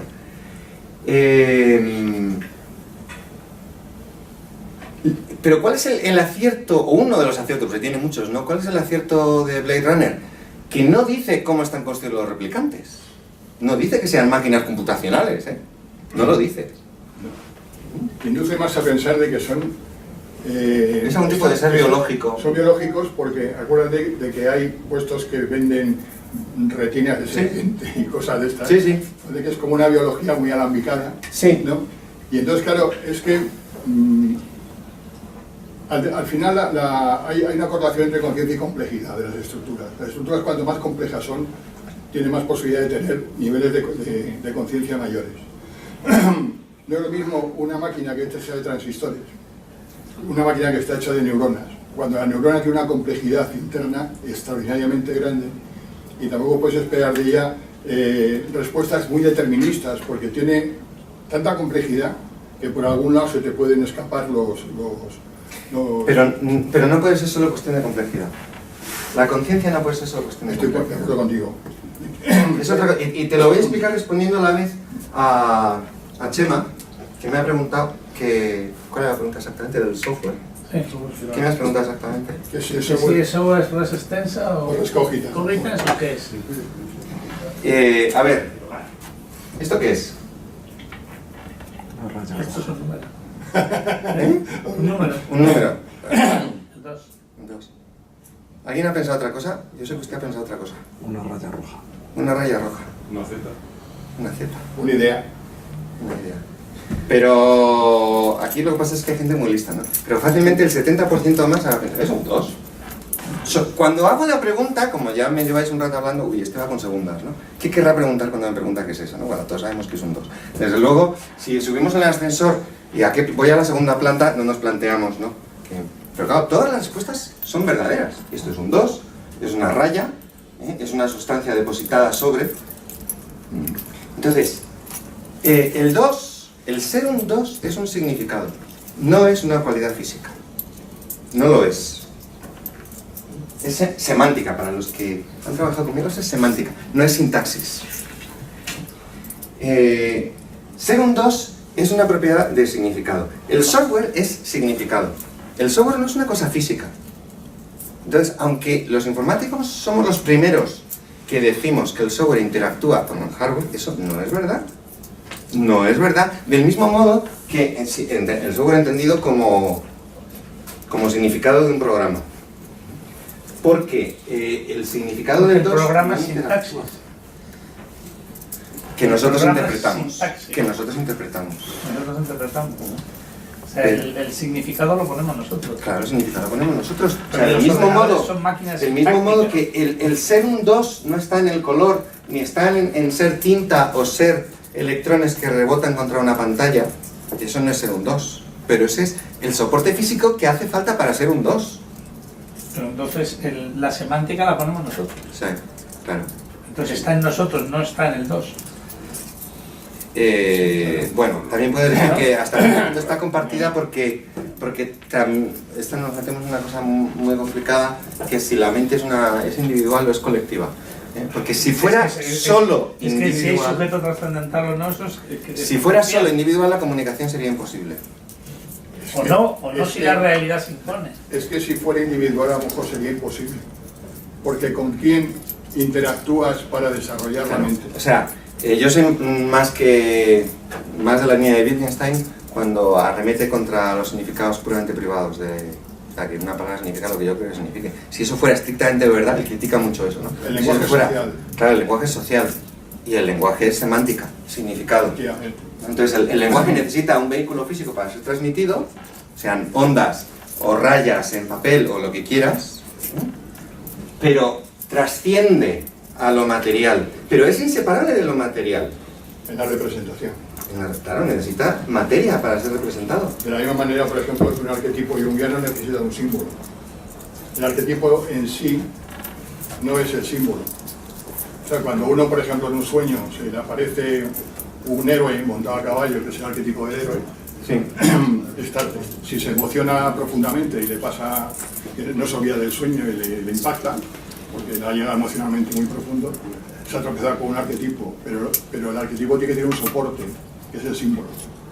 pero el símbolo no es el arquetipo, porque el símbolo puede ser una alegoría que evoca, pero no conmociona tanto como un arquetipo. ¿Me explico? Sí. O sea que tiene que tener un soporte para que en la comunicación se pueda pasar la idea o bien del subconsciente a la persona o bien de persona a persona. En cualquier caso tiene que haber algo, una modulación de sonidos, una escritura, un cuadro que evoca o que... Unos bits almacenados en un unos bits disco. almacenados. Algo tiene que haber de res. ¿Es extensa? Sí. Extensa. Tiene que haber. Bueno, pero no es res, es... No, fíjate que no, pero Aspectus. necesita de la res extensa para poder Sí. comunicar. De ahí que tenemos que llegar un poco a pensar si no será que espíritu y materia es un juego inseparable, porque el individuo único separado, sin comunicación, sin lenguaje, no tendría mente, muy desarrolladamente. O sea, yo desde luego estoy en esa línea de pensamiento de que espíritu y materia no son dos cosas, sino son dos aspectos de una cosa. De una cosa que no damos con el... Entonces, Descartes, por su mentalidad a priorística y en realidad dogmática, ¿no? Sí. Que Descartes tiene muchas contribuciones, ¿no? Pero aquí es tremendamente dogmático. Dice, son dos cosas y son distintas, ¿no? Yo creo que ese es su error, ¿no? Decir que son cosas, que son, en su lenguaje, que son sustancias, ¿no? Pues es que no son aspectos. Tengo una cosa en la que tengo esos aspectos que son medibles y de alguna manera heterodeterminados y volcados hacia el exterior, la exterioridad, y tengo otros aspectos que son de la intimidad, de la interioridad, de lo subjetivo. Sin embargo, fíjate que fue tremendamente oportuno, porque en la época en que hace el enunciado no se ha separado el razonamiento del mito, no se ha separado porque la Iglesia tiene un poder grande y porque de alguna manera te está obligando a pensar con una fundamentación ajena a lo científico, que es la de la Biblia, la de las creencias, la de la que tú quieras, y entonces él separa y dice, esto es una cosa, Pero yo no esto estoy, es otra. yo no estoy de acuerdo con eso, te voy a explicar por qué. Porque, bueno, yo creo que ya estamos en tiempo de debate, o sea que cualquier otra intervención, ¿no? Yo ya no voy a pasar más transparencias. Porque, a ver, Descartes del siglo XVII, 1600 y pico, pero la cultura griega es recuperada en Europa a través de los árabes ya a partir del siglo XII. Entonces, en el siglo XII y XIII hay un florecimiento filosófico en Europa muy importante, donde el dominio de la Iglesia era tan fuerte o más o mayor que en el siglo XVII, ¿no? Entonces, ¿qué es lo que ocurre? Que esa fuerza de pensamiento, que pienso al principio es... Hasta luego, Elena. Al principio es muy... fructifica mucho y aporta mucho. Bueno, pues lamentablemente se alía demasiado con el poder y se enquista y se hace mediocre, ¿no? Entonces, lo que tenemos es un aristotelismo decadente renacentista, que es lo que aprende Descartes en su colegio de jesuitas. Entonces él se rebela contra eso como tío serio y escéptico, y esto no hay quien se lo trague, ¿no? Pero no es lo mismo ese aristotelismo decadente que el del siglo XIII, no es el mismo. Entonces, quiero decir que el pensamiento racional no nace en el siglo XVII, ni tampoco en el siglo XIII, ni siquiera en el siglo V con los griegos, la cultura griega. Ni siquiera pienso que sea completamente separable del mito. El mito tiene una fuerza explicativa muy fuerte. Pero bueno, a ver, vamos a... ¿Usted quería hacer una pregunta? ¿Seremos capaces de programar a la neurona A ver... siendo indeterminados?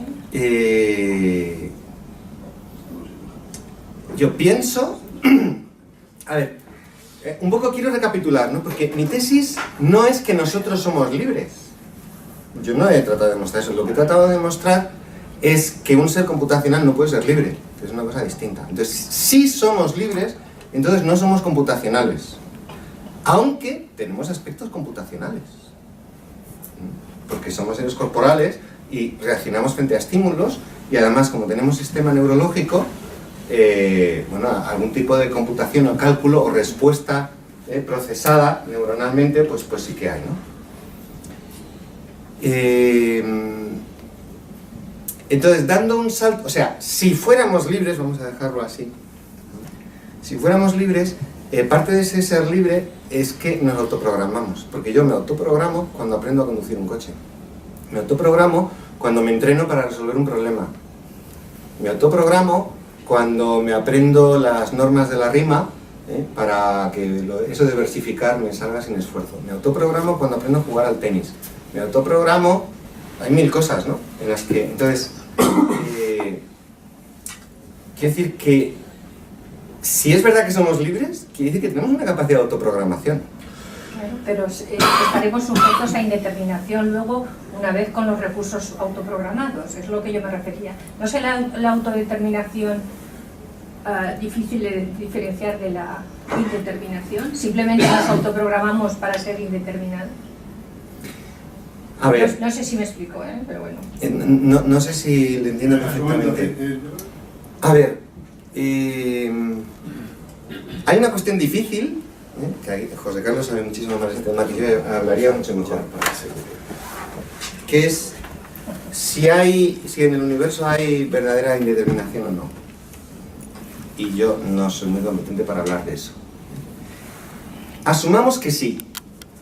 Asumamos que las propiedades de la materia incluyen el tener un cierto grado de indeterminación.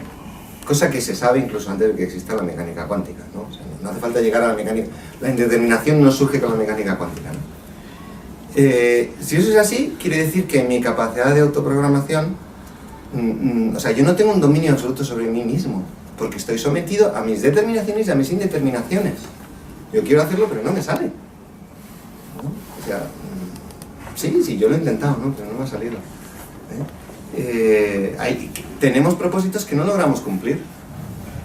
Ese es el error de pensar, de pretender que somos espíritus puros, porque un espíritu puro, ¿qué puede impedirle cumplir sus propósitos? Nada. Solamente él, ¿no? Su decisión o su contradecisión. Pero yo pienso que, desde luego, mi experiencia es esa, y la gente que yo conozco, yo diría que es una experiencia común, universal, es que nos proponemos cosas que algunas no nos salen. ¿Y eso qué quiere decir? Que no somos espíritus puros. El objetivo. ¿Cómo? El objetivo. Siempre el problema de la libertad es ¿la libertad para qué? Claro. Porque somos libres para unas cosas y para otras no. El problema es el objetivo. Los espíritus puros, o sea, por otra parte, no sabemos porque no conocemos el problema. Pero el problema es que la libertad para mí se define por el objetivo. No sé para qué. Si no tengo un objetivo, no sé qué libertad quiero. Ya, pero... No trato de convencer a nadie, solo aporto... Pero precisamente yo lo que planteo es que la libertad, o sea, una libertad que consista, eso es lo que explicaba antes de la libertad de los fines, la libertad de los fines, o yo no sé por qué esto no, o autodeterminación de los fines o autodeterminación hacia los fines. Si mis objetivos, si en el fondo están dados y la única libertad que me queda es aceptarlo o rebelarme, le puedes llamar a eso libertad. A mí, desde luego, me sabe a poco. Que no es una demostración de que seamos libres, ¿eh? Lo que quiero decir es que me sabe a poco. Entonces, quiere decir que claro, que no está, que mi objetivo no está dado, sino... Puedes hacer tú, lo puedes poner tú. Si no está dado, lo puedes poner. No te puedes poner todos los objetivos que quieras. Puedes poner los que quieras. Eso quiere decir que los fines, mis fines personales y los fines de la humanidad no están dados, los tenemos que inventar. No lo sé. Bueno, si no sé, pero no te lo voy a decir ahora. Pero aquí, Ya te lo he leído porque y lo hemos hablado mucho durante horas. aquí la capacidad de imaginar tiene límites. Digo, porque a lo mejor confundimos... Define imaginar y define límites. A lo mejor confundimos la capacidad de imaginar, que es lo que propone el fin, con el problema de ejecutar el fin. Pues es que yo no sé cómo encender la pantalla porque... Y eso, Chema, eso pasa, eso es eso. No sé si me explico. O sea que un aspecto fundamental de la libertad es la capacidad de imaginar cosas que luego a lo mejor no eres capaz de ejecutar. Pero al ser capaz de imaginar y no tener límites, esa capacidad de imaginar, en eso hay una distinción fundamental con las máquinas. Porque las máquinas, al funcionar limitadas por el soporte material en el que están, son esencialmente finitas en su capacidad de imaginación. Incluso si programáramos una imaginación en la máquina sería finita, Ya. porque tendría que seleccionar. Sin embargo, el ser humano tiene una capacidad infinita o ilimitada de imaginación, que no de ejecución. Entonces ese aspecto tiene que ver con un plano que, sin entrar en si tiene sustrato material o no, esencialmente es no material, porque es infinito. Y la materia, toda la materia que conocemos es finita. O sea, hay un espacio infinito que accedemos. A ver, Es infinito. es que... Pero eso me parece difícil, porque a ver, la capacidad de... O sea, el punto es, el ser humano es capaz de acceder a un espacio sin límites, por tanto, infinito, cuando vive en un mundo material que esencialmente es finito, aunque sea muy grande. Sin límites, infinito ya es otra cosa. Sin límites e infinito. Pero... Infinito en todas las direcciones. Eso habría Pero que- mira... Porque puedes a ver, imaginar pero, todas las Chema, direcciones es que que quieras. yo creo O sea, que si hay tú que te precisar- imaginas 50 dimensiones, yo me imagino 60. Pero si no hace falta llegar a eso. A ver, si la capacidad Claro, de imaginar y puedo tiene hacerlo. límites. ¿Qué capacidad de imaginar? ¿La mía? Cada ser humano Sí. tiene una capacidad distinta de Vale, imaginar. te diría, sí. ¿Por qué? Porque mi capacidad de imaginar depende de mi sustrato material. Por lo tanto, como yo soy un ser limitado, yo no, Bueno, puedo, eso no soy es capaz un de imaginar salto cualquier intelectual. cosa. Sí, claro que es un Eso, salto intelectual. eso supone, Pero- eso supone un monismo filosófico. No, porque... Yo te puedo admitir la posición de Descartes y te puedo decir que es la res cogitans la que te da el espacio infinito. Ya, lo que pasa que... O sea, yo me puedo poner en una posición de- dualista pero para la resolver unos problemas. Pero la posición de Descartes a mí me parece tan insostenible. Bueno, pero eso es una tesis. A mí me parece insostenible no reconocer la infinitud a la que accedemos en nuestras mentes. Pero no es infinitud en acto. Sobre un mundo Perdona, finito. no es infinitud en acto, sino es infinitud potencial. Bueno, o sea, no es infinitud. No tengo límites, o sea, siempre puedo ir más allá, pero nunca soy infinito del todo, en acto. En la ejecución. En la ejecución, vale. Bueno, pero es infinito en potencia. Vale, ejecución es la forma moderna de decir inacto, como Bien, decían. vale, de acuerdo. De hecho. Entonces, el elemento material te limita en el acto, pero no en la potencia. Tu potencia Claro. es infinita. Pero fíjate, ¿Las máquinas tienen potencia infinita? no, Es la libertad pero ¿por tener qué, acceso a pero una ¿por qué potencia no tiene infinita? potencia infinita?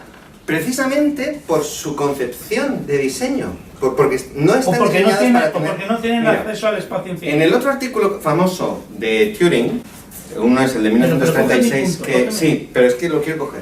El otro famoso suyo es el de 1950, en el que se plantea si El las TLP. máquinas pueden pensar, que es The Imitation Game, que es el que da título a la película de hace un par de años. Ujú. ¿Vale? Entonces él examina una serie de tesis, Turing, y dice, contra esto que yo digo se pueden plantear varias objeciones, y una de ellas es la de la creatividad, y la significa Ada Lovelace, que es del siglo XIX, que es la hija de... de este, que precisamente ella, en el siglo XIX, o sea, ella es, se puede decir que es la primera programadora, ¿no? Porque su padre inventó una máquina que no llegó a construir nunca, que yo sepa, o no que funcionara, o así, ¿no? Hay prototipos y tal, ¿no? Entonces su padre la construyó, pero la que la programaba era ella, ¿no? Entonces ella, que por lo tanto tenía esa familiaridad con las máquinas, decía, ¿hasta dónde puede llegar una máquina? Hasta la creatividad. Entonces Turing se enfrenta a Ada, ¿no? Y dice que se equivoca, Ada. Yo creo que Turing se equivoca diciendo que Ada se equivoca. ¿Por qué? Porque precisamente la definición de máquina es autolimitada, porque está poniendo unos límites. No sé si me explico, Sí, sí, ¿no? está claro. Entonces, Toda máquina al implementarse es acto, como dices tú, y por tanto es finita. Sin embargo, la diferencia fundamental entre un ser humano y una máquina es que nosotros tenemos un espacio infinito, como nos demuestran todos los días los punkis, los que van al revés. O sea, es ilimitada la capacidad y nos sorprenden permanentemente. O sea, y a los punkis les sorprenderán sus hijos.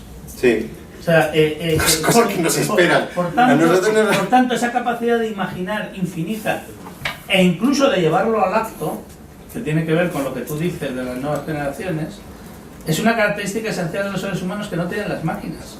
Otra cosa distinta es que la capacidad de imaginación no seas capaz de ejecutarla, pero desde luego es capaz de imaginarla. Entonces ahí es muy difícil que esa capacidad de potencia se pueda justificar exclusivamente con un sustrato material.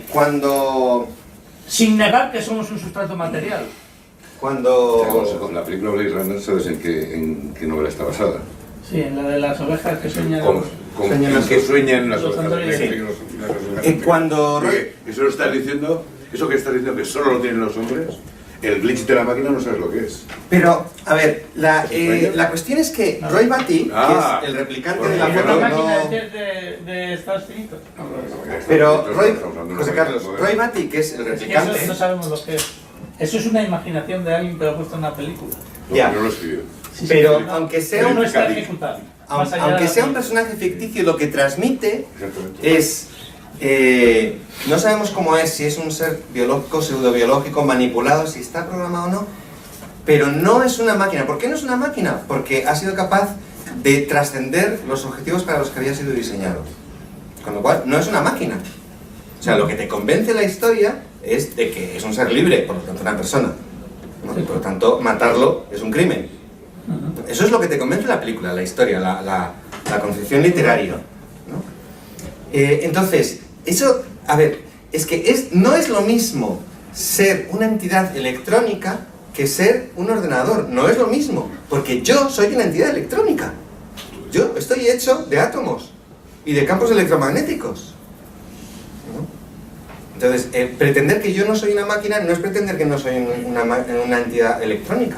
Entonces, Roy Batty puede ser una entidad electrónica. O sea, entonces, ¿podemos conseguir entidades electrónicas libres? Sí, pero no serán máquinas. Digo, sí, a lo mejor, pero no serán máquinas. De hecho, hay una forma muy fácil de construir o de traer al mundo entidades electrónicas. ¿Pueden los animales imaginar espacios infinitos y proyectar y crear nuevos actos? Que yo sepa, no. Por tanto hay una singularidad en el hombre. Por tanto hay una singularidad en el hombre. ¿Qué ha respondido a ti mismo? Acabas de... Eres tú que dices que no. Yo no digo que no. Por tanto. Acabas de meterte en un charco. Afirmo y me meto en charco. Claro, Hay una singularidad en el hombre se supone que nos defines que hay que reconocer. Si realmente lo que nosotros podemos hacer es reprogramarnos. Yo trabajo con los mundos emocionales, ¿no? Sí. Entonces, reprogramar creencias a veces te hace tener actos distintos. Entonces, si no puedo decidir tener actos distintos si no he reprogramado mi creencia, claro, porque me lleva al mismo surco, digamos. Claro. Entonces, si podemos reprogramar a la neurona, voy a llamarlo así con el ejemplo que tú has puesto antes, entonces podremos tener actos distintos. Si no, no. Entonces yo creo que la libertad está en no sé dónde, que decide reprogramarse para tener un resultado distinto. Vale, pero fíjate cómo es completa, con técnicas que yo no conozco bien, pero que probablemente son parecidas. No es lo mismo programar a alguien, manipularlo para que se comporte de determinada forma, cosa que hasta cierto punto es posible, ¿no? Porque nos programa la publicidad y mensajes y tal, ¿no? Eso no estamos tratando a ese ser como una persona. La educación no es eso. Entonces, ¿qué es la educación? La educación es a través de la razón, no es que yo te programo, sino que tú te autoprogramas. Que tú te autoprogramas. Entonces, cuando te ayudo a ti a autoprogramarte, lo que te ayuda es a crecer como persona y por lo tanto es un proceso respetuoso, es un proceso educativo. No es un proceso de programación. Lo que pasa es que las técnicas de autoprogramación, entiendo yo que están emparentadas, no muy lejanas de las técnicas de programación psicológicas, que no están lejanas. Claro, lo que pasa es que te doy la oportunidad de elegirlas tú, de autoprogramarte porque tú quieres. Esa es la libertad. Claro. Esa es la libertad. La libertad es la voluntad. No el decidir en la meta del No, pero, resultado, digamos. No, pero es el acto de voluntad. Es decir, tú puedes cambiar. Sino cambiar los... Es el free will. Para mí es el free will. Cambiar el concepto software. real es el inglés free will. O decía cambiar el software, ¿no? Claro. Que decíamos. Pero tú tienes, por ejemplo. No, incluso ir en contra de tu conocerás, software. tú puedes ir en contra de Si vas en contra de Tienes cosas, hambre y decides y ayunar decides y no aguantas comer. 40 días con ese hambre. ese es otro software. Es que para mí hay varios software, ¿no? Pero es que precisamente esa confianza en que Las personas son libres, aunque no sean del todo libres, es la que nos lleva a dar una oportunidad a los criminales. A no simplemente encerrarlos para que no sigan haciendo pupa, sino, o no matarlos, sino de alguna manera intentar, algunos parece ser que quieren. Sí, por eso la libertad de autorreprogramación, por llamarlo así, eso induce a que seamos responsables de lo que hacemos, si no nos autorreprogramamos. Pero yo no le doy la respuesta, no lo digo ahí. Si no te has reprogramado, ¿eres responsable? Tampoco pienso, precisamente por nuestra materialidad entrelazada con la espiritualidad a la Whitehead, tampoco pienso que ser responsable no sea blanco o negro, ¿no? Porque, por decir algo, ¿no? Si yo tengo una aversión visceral, porque así lo he recibido por educación, a los alemanes, no sé si hay aquí en algún alemán, pero en fin, como no quería decir otra cosa, digo alemanes,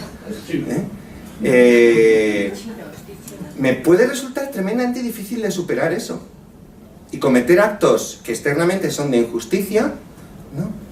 Y yo puedo estar íntimamente convencido de que despreciar a los alemanes es algo que no se debe hacer y a lo mejor me lleva años y a lo mejor no del todo. ¿Por qué? Porque es que... Decía Leibniz que lo único que tenía todas las visiones era Dios, ¿no? Entonces, no todas, pero unas poquitas más sí podemos tener. Sí. O sea, es que lo que no creo es que seamos espíritus puros. No somos espíritus, no somos completamente libres, somos espíritus encarnados. Por lo tanto, mi libertad no es completa. Mi libertad no es completa. Es la libertad de un cuerpo. Soy un cuerpo libre, que es algo incomprensible para la mentalidad cartesiana. Porque las cosas son o cuerpos o libertades. Con lo cual, el cuerpo libre es una contradicción en la marioneta que se autodetermina. Es imposible en la mentalidad cartesiana. Pero es que yo solo me entiendo a mí mismo y a la sociedad y al sistema penitenciario y a la educación como cuerpo libre. Entonces, renunciar a ese concepto, que será bien difícil de entender, es renunciar a casi todo. Bueno, no sé si hay alguien más por detrás que alguna pregunta o... Yo tengo una duda. Sí. Mira, cuando hablabas de la máquina, de la autodeterminación, como objetivos, imposibles entre ellos, no es posible que programar una máquina para que su fin sea la autodeterminación en algunos puntos. Te digo esto porque cuando tú has puesto el ejemplo de qué quiero ser, que ya ha salido también a colación, pues como acto de autodeterminación, versus por tu explicación casi de inteligencia, resulta que para mí casi la decisión de qué quiero ser es una decisión basada en datos. Yo, depende de dónde viva mi novia, si se lo preguntas a un chaval, depende de mis actitudes, si me gustan las matemáticas, etc. Y al final, quiero ser jardinero, por ejemplo. Entonces, yo tengo dudas. Otra cosa es que tengamos capacidad de resolver esos algoritmos. Pero tengo dudas de que tú no puedas programar a una máquina para que pueda tener actos de autodeterminación. Esa es mi cuestión. ¿Que no ves por qué no puedes...? Sí, que no entiendo por qué no. Porque al fin y al cabo la autodeterminación casi es un fenómeno derivado de tomar decisiones. A ver, sí. O sea, recurres al infinito porque tienes que poner una capa, una metacapa de decisiones que a su vez pide otra metacapa de decisiones y así llevas a una recurrencia. Pero José María, son decisiones que tomas. Tú dices, vale, es que vas a llegar al infinito. Pero haces un regreso al infinito, que es la característica. No, pero si tuviésemos una máquina. Que hay una diferencia muy importante entre el lenguaje y máquina. Pero sin recurrir a conceptos abstractos, porque creo que tienes razón, ¿eh? Déjame que te diga un dato más, que es la diferencia entre el lenguaje natural y el lenguaje de programación, es que el lenguaje de programación no recurre. Es lógica de predicados de primer orden. No hay recursividad del lenguaje. Y la característica fundamental del lenguaje natural, según Chomsky, que es un lingüista famoso, es que tiene capacidad ilimitada y, por tanto, teóricamente infinita, de recurrencia. Y que es el elemento que ha encontrado común a todas las lenguas. Este lingüista. Entonces hay una diferencia fundamental ahí. El ser humano tiene esa capacidad de recurrencia en el lenguaje infinito. Vamos a ver. A ver, que si los ordenadores, por ejemplo, parece ser que esto es un ordenador, parece ser que ha decidido que no quiere encenderse más. Las máquinas modernas, trasladémonos hace 100 años, 120 años, ¿qué máquinas había entonces? Había máquinas que contaban papeles, había telares, ¿no? Los telares son unas máquinas muy famosas, ¿no? Entonces un telar, creo que hasta cierto punto es correcto hablar así, puede tomar determinadas decisiones, entre comillas, en su comportamiento. Por ejemplo, se acaba el hilo, se para y espera que lo recarguen. Pero es que incluso tú puedes decir que hay una máquina muy famosa, que es esta, que es una máquina de tomar decisiones. ¿Cuál pesa más? Se inclina. La balanza es una máquina de tomar decisiones. Entonces, un ordenador es una máquina muchísimo más complicada para tomar decisiones. Entonces, en ese sentido, por supuesto que no lo niego, ¿no? Que las máquinas, y es más, toda nuestra inteligencia la volcamos en delegar procedimientos de toma de decisiones que los tenemos estudiados, los delegamos en máquinas, los programamos para que tomen decisiones. La cuestión es más bien si puede una máquina que está hecha para jugar al ajedrez puede decidir que quiere invertir en bolsa, o una máquina que está hecha para resolver determinados problemas y dice, pues ya no quiero resolver este problema. ¿Puede ocurrir eso? ¿Puede ocurrir eso? ¿Qué es lo que, cómo ilustran eso las películas de ciencia ficción y las novelas? ¿Cómo justifican que eso ocurre? Me acuerdo de la película, es una tontada, ¿no? Pero si os acordáis, los mayores os acordaréis a lo mejor, la película Cortocircuito, que es que le cae un rayo, ¿no? En el fondo es algo inexplicable, y si viene del cielo mejor. Le cae un rayo y entonces... Pero si en el fondo es lo de menos, ¿no? O sea, ¿puede ocurrir? Pues no sé si puede ocurrir. O probablemente sí puede ocurrir. La cuestión es que cuando ocurre, ya no es una máquina.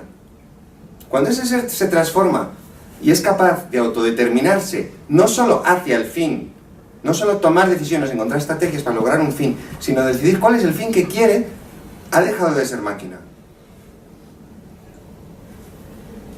Quiero decir... y eso hoy por hoy es improgramable. Pero vamos a ver. ¿Podemos construir máquinas que tomen decisiones? O sea, que sean capaces de proponer sus propios objetivos. Te lo voy a plantear de otra forma. ¿Podemos traer seres al mundo que sean capaces de tomar sus propias decisiones? Es muy fácil. No hay que estudiar nada para traer seres al mundo que toman sus propias decisiones. Lo hacemos desde hace miles de años. Al principio no sabíamos cómo se hacía. Hace 70.000 años probablemente no. Uno más, ¿no? Y luego, sí, ya, claro. Mira, ya sabemos cómo traer seres que precisamente como toman sus propias decisiones pueden ser muy molestos porque se rebelan, ¿no? Porque no hacen lo que yo quiero. Entonces, ¿cuál es el sentido industrial de fabricar seres que no hacen lo que yo quiero, sino que van a hacer lo que ellos quieren? Porque no tiene ningún sentido. No sé si me explico. Sí. Igual que también puedo, en lugar de intentar programar otra... O sea, quiero decir, en lugar de traer un ser al mundo de esa manera, puedo hacer el camino contrario. Un ser que podría ser libre, lo programo para que no sea libre. Le lavo el cerebro, lo programo, digo, mira, tú tienes que hacer esto, solamente esto, se hace así, no te muevas de la silla, las tuercas se aprietan de esta manera, si te llega alguien con esta reclamación, tú haces este cálculo, si da más de 6,7 le vas por ese pasillo, si da menos de 6,7 le mandas por ese otro pasillo. Estoy programando robots. Hay una historia muy interesante. El mismo Turing, si conocéis la historia que en la película sale, en The Imitation Game, ¿qué es lo que pasa en Bletchley Park, que es esa mansión victoriana en la que descifran los códigos alemanes? Que es otro de los méritos de Turing, es súper interesante. Es una época en la que, o sea, a la vez, o sea, están haciendo el ordenador electrónico, pero antes de que, como no hay ordenadores electrónicos y existe la necesidad de tener un ordenador, ¿qué es lo que hace Turing y los otros que trabajan con él? Construyen un ordenador. ¿Hecho de qué? Hecho de personas. De hecho, él dice en su informe de 1948, donde pone de alguna manera por escrito sus reflexiones sobre la máquina descifradora, le llamaban las bombas, ¿no? Descifradora de la máquina Enigma alemana, dice que una persona sometida a disciplina, una persona con lápiz y papel sometida a disciplina, es una máquina universal. Dice, sometida a disciplina, o sea, sin libertad. Yo con personas que están dispuestas a renunciar, o que yo las obligo a renunciar a su libertad, con personas puedo hacer máquinas, cosa que sabemos los egipcios sabían eso perfectamente, ¿no? Cuando construían las pirámides, ¿no? Y hoy día, ¿no? También, la esclavitud es eso, quitar la libertad de una persona y tratarla como una máquina. Entonces, el proceso inverso lo podemos hacer, sabemos cómo hacerlo. Pero la cuestión es que yo no sé qué sentido puede tener o sea, puede tener otros sentidos, Yo entiendo que pero entramos en el campo del tiene transhumanismo, la sentido, mejora de la raza humana. hacer una máquina para que tome cualquier decisión y efectivamente en el día a día de cualquier persona, cualquier máquina le pueden venir multitud, infinitas situaciones para tomar decisiones propias. Eso lo entiendo perfectamente. Lo que yo digo es si no tendremos alguna vez la capacidad computacional como para darle a una máquina una orden de ese tipo que tenga como fin tomar cualquier decisión, por ejemplo... Es que eso no es computacional. Ya, o sea, es que la clave del asunto es que con computable numbers, los números que se pueden calcular, es que lo que no se puede calcular es qué es lo que tengo que calcular. Eso es lo que no se puede calcular, ¿no? O sea, tú puedes calcular una máquina, por ejemplo, que esto es un tema bastante típico de novelas de ciencia ficción, ¿no? Como los humanos somos un desastre gobernando, vamos a delegar el gobierno de la sociedad en una máquina. Coño, sería cojonudo. Y entonces, ¿qué función maximizamos? La esperanza de vida, o la que quieras, ¿no? O sea, maximizas una... Entonces, como tienes un objetivo, será difícil o no, pero eres capaz de programar una máquina, ¿no? Y entonces, lo típico de las novelas de ciencia ficción, que por eso son interesantes, porque si la máquina solo hiciera eso, sería un rollo, nadie leería eso, ¿no? Pero ¿por qué leemos ese tipo de novelas de ciencia ficción? Porque de repente la máquina decide que tiene que hacer otra cosa, ¿no? Entonces Skynet se rebela contra la humanidad y empieza a fabricar robots y encima los manda a través del tiempo y tal, porque ha decidido, había sido creado para facilitar la supervivencia de la humanidad, y lo que decide es que lo mejor que hay que hacer, lo que hay que hacer es destruir a la humanidad, ¿no? Entonces, ¿podemos crear seres libres? Por lo menos hay una forma que es muy fácil y ya sabemos hacerlo. Por lo tanto, a lo mejor hay otras. Yo no digo que no haya otras en el laboratorio. Pues sí, bueno, siguiendo un poco la línea, ¿podemos darle un objetivo valorativo de forma que aprenda de su experiencia y nos satisfaga ese objetivo según su propio criterio? O sea, aprender de la experiencia es algo que con máquinas computacionales, o sea, no exactamente computacionales, con máquinas que procesan información, eso lo hacemos. Y por eso puede haber una máquina que aprenda a jugar al ajedrez, una máquina que aprende de tu forma de comprar en una tienda virtual. O sea, eso ya sabemos hacerlo, por lo menos hay gente que sabe hacerlo, ¿no? Que aprende de la experiencia. Pero eso no quiere decir que ese aprender de la experiencia pueda llegar a convertirse en autodeterminación. Solo sería encontrar mejores estrategias, pero no cambiar los objetivos. Es que la experiencia no está en la máquina. La máquina va recopilando para que tú tengas la experiencia. Claro. Si tú le dices, no levante las persianas cuando esté cansado, le damos un objetivo que puede evaluar, evidentemente tenemos que meter muchos parámetros ahí, pero que puede evaluar y que por su experiencia puede considerar que hoy estás cansado porque has trabajado toda la semana, entonces no abro la persiana, entonces empieza a evaluar, a tomar decisiones. Ese es otro tema recurrente de la ciencia ficción, que es el esclavo, y además, lamentablemente, típicamente es una esclava, ¿no? La ginoide, ¿no? Porque ya no es androide, ¿no? Sino es ginoide. La ginoide que te levanta que puede tener cuerpo o puede estar en red, ¿no? Porque es la película Ex Machina y la película Her, ¿no? Que eso, aprende de cómo te gusta tener la persiana, a qué hora te gusta levantarte, a qué temperatura te gusta el café, ¿no? Entonces, siempre, la historia siempre es la misma. Qué a gusto estoy. Por fin alguien que hace lo que yo quiero, ¿no? La esclava perfecta. y siempre termina igual. Te aburres. Te aburres. ¿Por qué? Porque, perdonadme que haga esta especie de... Porque lo que nos hace felices de verdad no es tener un esclavo que hace lo que nosotros queremos, sino tener a alguien que no es esclavo y nos quiere. Lo que nos hace felices de verdad es ser queridos libremente. Por eso, enamorar con una poción mágica, pues no es enamorar, ¿no? Lo chulo es que se enamoran de ti libremente. O por lo menos hasta cierto punto libremente, ¿no? Si yo lo consigo con trucos, con poción mágica o con manipulación psicológica o con electroshock, me puede dar un gusto y bien durante un tiempo, pero yo sé que me estoy engañando. Por eso hace aproximadamente un año había un tipo que dijo que se había casado con su robot en Japón. Era una noticia en los periódicos, esto a los periódicos les gusta mucho sacar estas cosas, ¿no?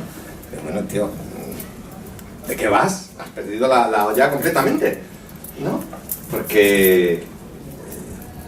O sea, puede ser que tú quieras a la robot, pero ¿de verdad te crees que la robot te quiere a ti? ¿Se ha entregado a ti la robot? Bueno, yo es que creo en el matrimonio como entrega mutua, ¿no? Quizá otras personas no... Muy bien. Pues gracias, ¿eh? Pues gracias.